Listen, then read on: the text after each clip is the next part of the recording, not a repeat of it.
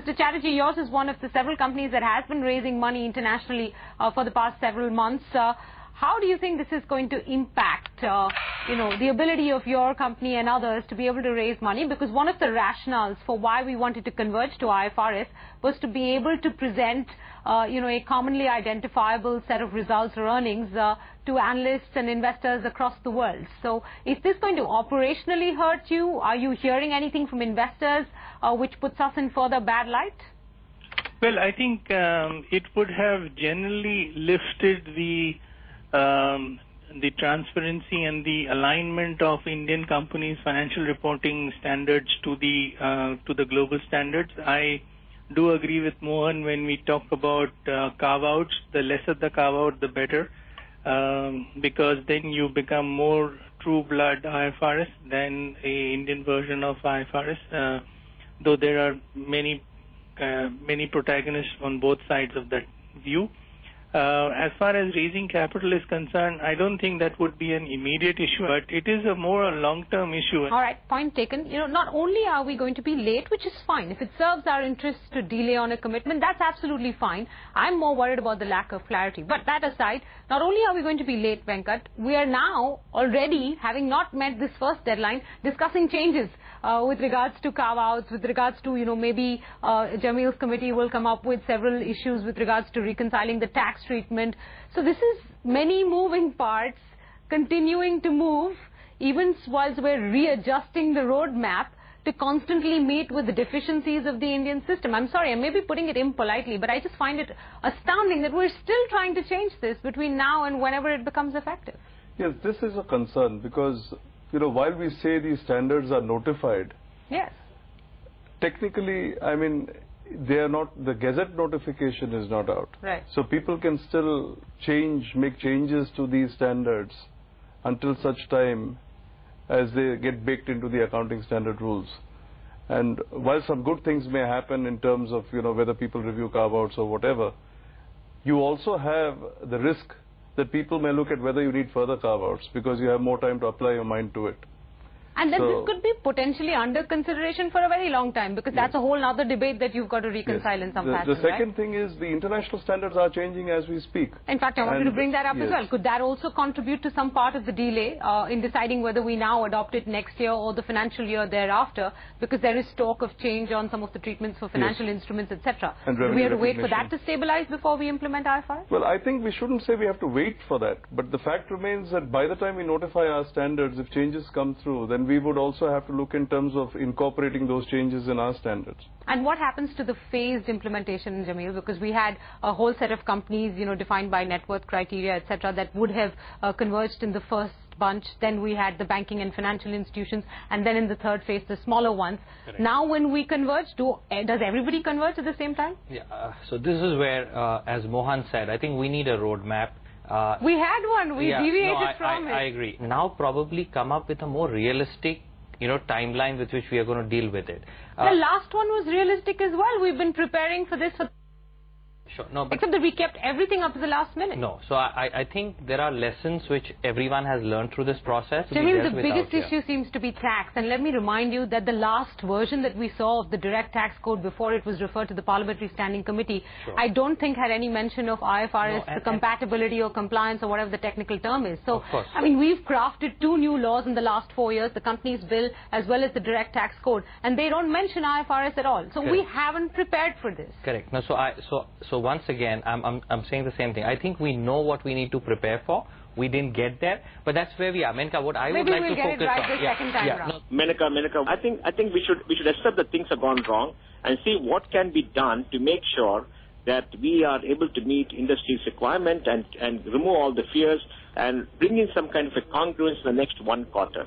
I think discussions are going on right now with MCA, and I think we all have to put our shoulders together to make things work. That's a fair point. Mr. Pai, that's a fair point. I will also put part of the blame. Remember, but Menka, the last point I want to make is please remember the extraordinary times. Parliament is not functioning. Laws are not being made. Mr. Pai, we left everything up to the last minute. We notified standards on February 25th. We could have done this 3 or 4 months in advance. The standards were being examined and were exposed for a better part of the last calendar year. Menaka, we have such a tortuous way of doing things in this country.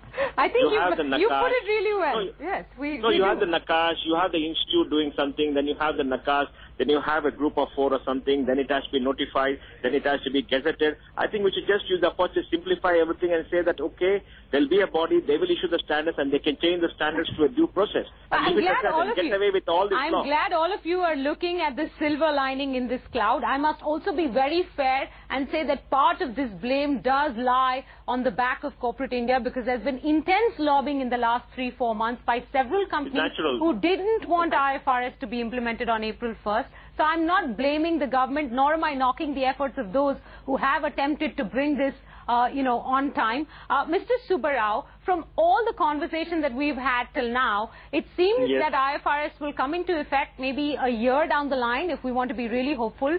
If we want to be realistic, 2 years down the line, and it could be in a very different form from what we were anticipating on April 1st, 2011. Does that worry you even more? No, as of now, I think we're all delighted that our prayers have worked. India Inc. hasn't been ready to implement, and there have been a lot of problems. All right. So how many balance sheets you struggle to prepare is one issue. On IFRS basis, you have to prepare one balance sheet. On tax basis, you have to prepare IGAAP accounts. So there is going to be a lot of work the way the things have been working out. At least we were pretty much sure that the way the things have been working, it's not going to be mandatory from 1st of April. The preparation has begun pretty late. We are not discounting the effort, enormous effort that ensured the government agencies, the Nakas, everyone has put in. But the whole effort has begun pretty late, and at the end of it, we are pretty happy about the outcome. We are not ready, that is the result. And how it is going to be a year later, 2 years later, when it gets implemented, we'll be better ready. In whichever be the way, I think we'll all be better prepared to implement in whatever form it is going to come in. Particularly for infra companies, IFRIC 12, there is one laborious standard that would have put enormous burden on the infra companies to be prepared for this kind of situation. What do you make of, in the interim, whether there will be some form of international pushback, whether there will be some form of, oh, you didn't live up to their commitments, or some form of image rubbishing? Yes, Mr. Pai.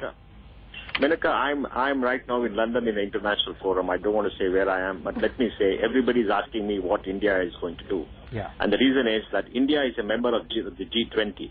Our Prime Minister signed a document along with others to strive for a single set of high-quality accounting standards as part of the G20 declaration. The government of India made a commitment, and everybody expects internationally that India will honor its commitment. The regulatory community certainly is disappointed that, India has, appears not to have lived up to its promise, because there's still some time. So I think it's very important for all of us to sit back and see how do we make sure as part of the G20 we discharge our responsibilities, and we are seen to be part of the international community on this. And I think the way to do this is to say, all right, we had challenged the tax laws, we could not amend them, but for consolidated accounts, we would like them to follow either IFRS or, Ind-AS without carve-outs, so that let's get along. Venkat, is that what we're going to end up with as the most doable solution over the course of at least the next 12 months or this new fiscal year? And that is that we apply it to consolidated accounts. It has no impact on tax. And, broadly, we have at least met part of our commitment. Well, I have always held the view that we should think in terms of consolidated IFRS accounts. In fact, if you look at meaningful IFRS accounts, they are the consolidated accounts. And that's what I think large parts of Europe does as well, right? The only constraint that we have in our system is, one, the dividends are not paid on the consolidated accounts. It's based on the standalone accounts. So you'll still have a bit of a mismatch in terms of dividend payout. Kaushik Chatterjee, your disappointment and my criticism aside, does that sound like a doable solution? Well, this is obviously a halfway house, but I think I agree with what Venkat was saying, that the consolidated accounts actually is the kind of financial reporting standard that investors look at, and so far as we can converge to that quickly rather than later, it would at least give the first step, whether it is from an image perspective or from reflecting our financial statements on the same basis as international standards are concerned. But it's something that we had not set out earlier, that we are going to achieve. And I think eventually, and I think I have this view that end of the day, India stands in a position where it needs to lead the entire IFRS process globally because of its potential economic position in the coming decade or so. So I don't think we should be imperfect in doing this, but we willy-nilly land up in a compromise answer rather than getting it perfectly right the first time around. All right. I'm going to give the last word on this discussion to Mohandas Pai because he has been championing the cause, even though he is a lot more muted today in criticism. Mr. Pai, 2 years down the line, please don't laugh, 2 years down the line, are we going to end up with maybe an implemented IFRS, but a khichdi IFRS after all these several changes are made and it continues to be work in progress? Menaka, I'm very confident that India will comply with its commitments. So if I may point out, you said that to me 5 months ago, 4 months ago, and 3 months ago. No, I'm confident. I'll keep saying it because I think we all need to understand that we do have a global responsibility. And Menaka, in India, you have to be optimistic. You cannot be otherwise because hope is the only thing we have in the end. Hope is the only thing we have in the end. I love that comment. If the two of you were betting people, Jameel, Venkat, would you bet on IFRS April 1st, 2012 or April 1st, 2013? 2012 for me. 2012 or 2013?